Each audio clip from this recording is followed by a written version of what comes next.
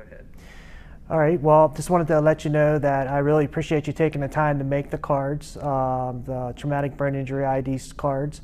The more awareness of here in the Florida area of TBI injuries, a lot of people are not aware of it. They speculate that we're angry and mad, and then they'll show them the card, then they can realize, oh no, this is a serious situation that we need to take seriously. Most traumatic brain injury people have really bad anger problems, and when two anger problems get together, it causes a spark, and then it's a flame.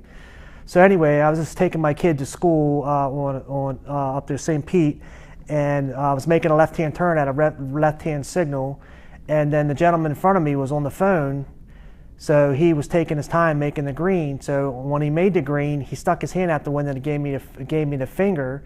So then I dropped my kid off at school, and then I went back and seen the guy parked in Chick-fil-A's. So I got out of my car, calmly trying to keep my cool, and looked to the store to look for him.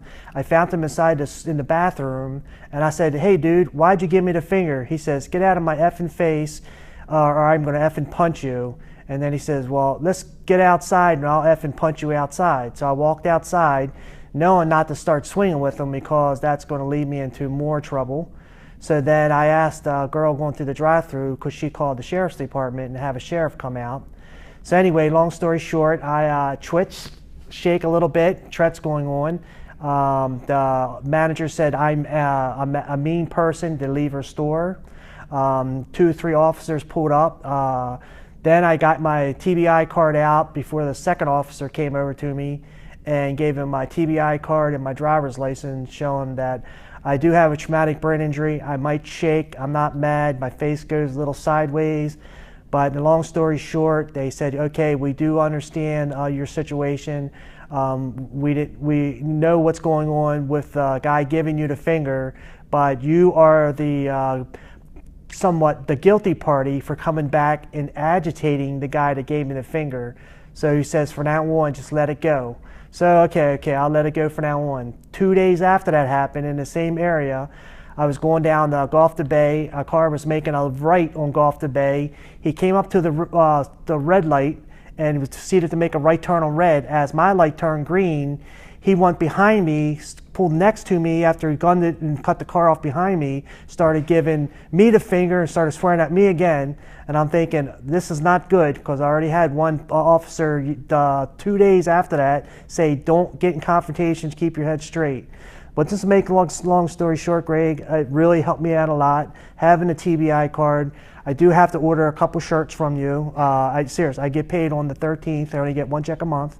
But I like to get 2 extra large shirts from you, and I can start wearing them.